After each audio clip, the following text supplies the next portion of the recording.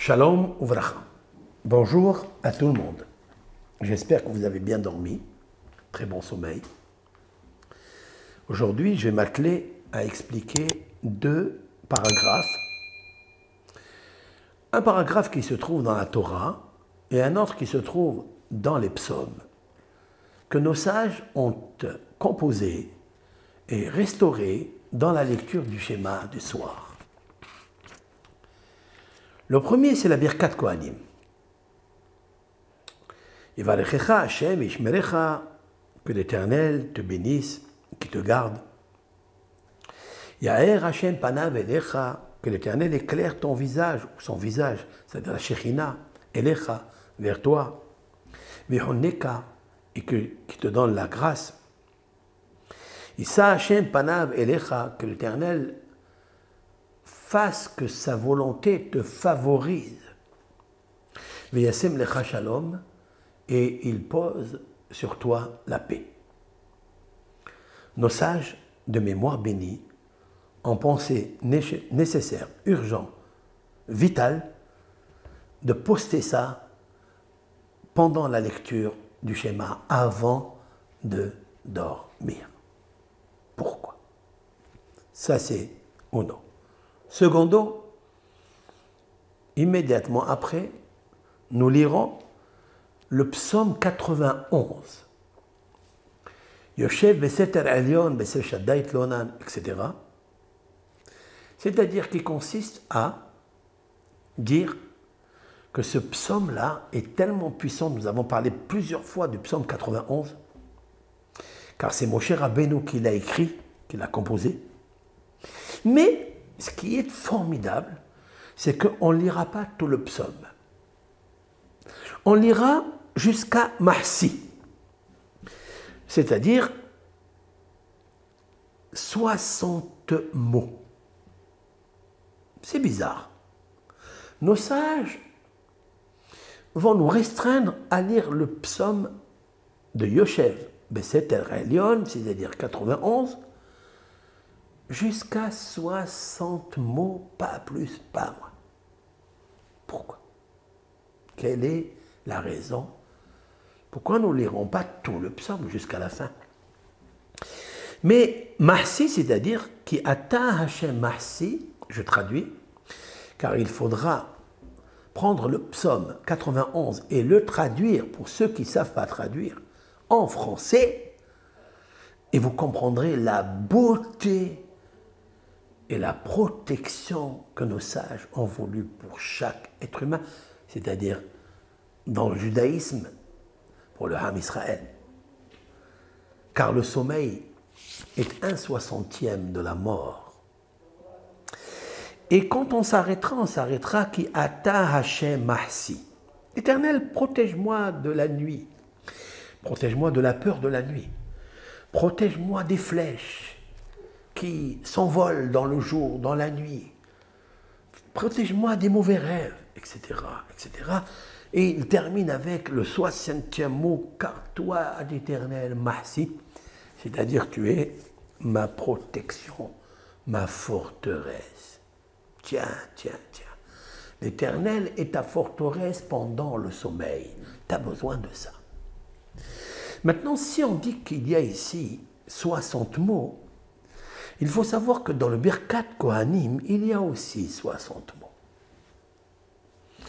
Le jumelage de ces deux épisodes écrits dans la Torah, c'est-à-dire la bénédiction des prêtres que se faisait par Aaron ou par tous les prêtres Kohanim, eh bien il y a 60 mots, et ces 60 mots relient justement quelque chose. Quoi?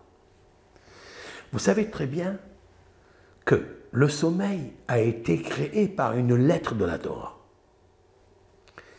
Et voilà que tout est créé par une lettre de la Torah.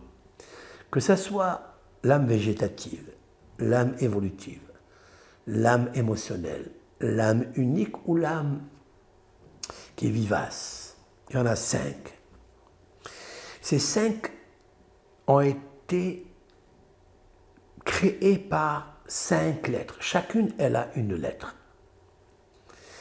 Le sommeil a été créé par la lettre Samer.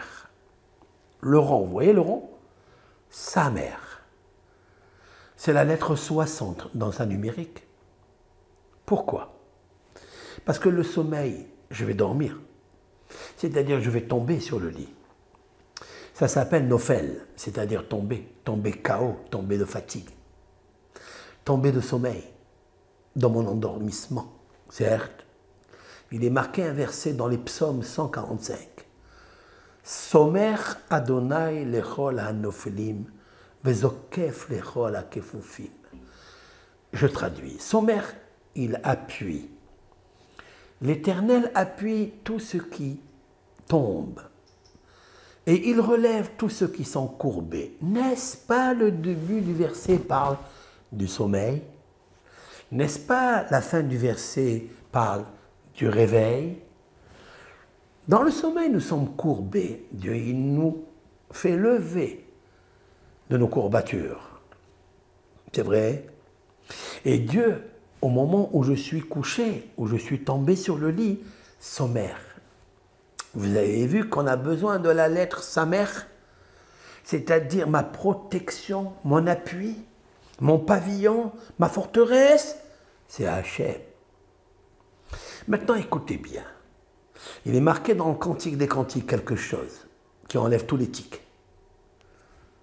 Hine mitato shel Shlomo, shishim giborim savivla mi gibori Israël, kulam ahuzeh כולם אחוזי חרב, מלומדים, מלחמה, איש חרבו על יריחו מפחד בלילות. Je traduis. Voici le lit de Shlomo. Tiens, Shlomo Amelech, le roi Salomon, qui a écrit les Cantiques. Les Cantiques, il nous parle de son lit. C'est pas son lit. Shlomo, c'est Dieu. Voici le lit de Dieu. In emitato sheli Shlomo. Qu'est-ce qu'il y a dans ce lit merveilleux d'un roi qui est le roi des rois? Shishim Giborim, 60 hommes forts, mi Giboré Israël, parmi les forts d'Israël. Tiens, on rappelle ici la force d'Israël. Est-ce qu'Israël s'enorgueillit avec sa force? C'est honteux, cela. De quoi il nous parle ici, le roi Salomon? Kulam ahuzeh herev, tous les 60 hommes forts tiennent une épée. Kulam ahuzeh herev, ish harbo alirecho mi pahad balelot. Chacun son sabre pour combattre la peur de la nuit ou des nuits. De quoi s'agit-il? Il nous parle du lit, il nous parle de la nuit, donc il nous parle du sommeil. En fait, le lit, c'est très important. Dans le lit, on se relie et on monte vers le haut des plus hauts séphirotiques. Et la Neshama doit revenir à sa source initiale parce qu'elle n'a jamais voulu le quitter. C'est Dieu qui l'a forcé à se marier avec un corps dans un monde aussi bas, aussi matériel et aussi sombre. Elle a envie de rester là-bas, car elle ne veut pas descendre ici. Alors, je reprends le verset. Hine mitato shel Shlomo. Voici le lit de Shlomo, c'est-à-dire le shalom. Tu veux avoir un sommeil dans un lit avec la paix? Alors voilà. Shishim Giborim et Giboré Israël. Prends 60 lettres. C'est les lettres qui sont les lettres fortes d'Israël en hébreu, parce que tu vas lire le schéma en hébreu. Et en fait, tu vas lire la Birkat Kohanim qui contient 60 lettres. Tu vas lire le psaume 91, mais pas tout à fait jusqu'à la fin, seulement 60 mots. Et grâce à ces deux forces qui sont les puissances d'Israël, on ne parle pas ici de la force des armes ou la force politique ou la force... Tout ça, ça ne va pas t'aider dans le sommeil. Ça, c'est sûr et certain. Parce que quand la neshama, elle monte, tu peux être le plus grand Hercule du monde. Si elle ne revient pas, tu resteras un petit cadavre qui va pourrir, qui va se détériorer, et on ne saura pas quoi faire de toi. Vous comprenez ce que je veux dire? Donc, l'essentiel, ce n'est pas le corps. C'est l'accord en accord avec miséricorde, Dieu. Mais il faut une corde pour monter. La première corde pour monter, c'est la Kriyat Shema. La deuxième corde pour monter, c'est la Birkat Kohanim. Et la troisième corde pour monter, c'est le psaume 91. Et alors, Inemitato Sheli Shlomo, alors ton lit sera en paix. Et tu n'auras pas les peurs des nuits, tu n'auras pas l'effroi des nuits, car toutes les forces négatives qui entourent ce lit vont se sauver. Car tu as un glaive. C'est quoi le glaive? C'est le Romah, c'est les 248 mots du Kriyat Shema.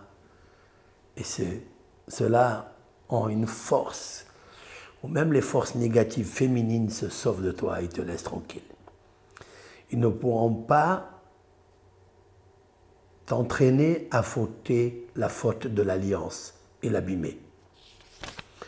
Ce passage que je viens de dire maintenant, il est bon aussi pour un bon sommeil et aussi pour le devoir conjugal.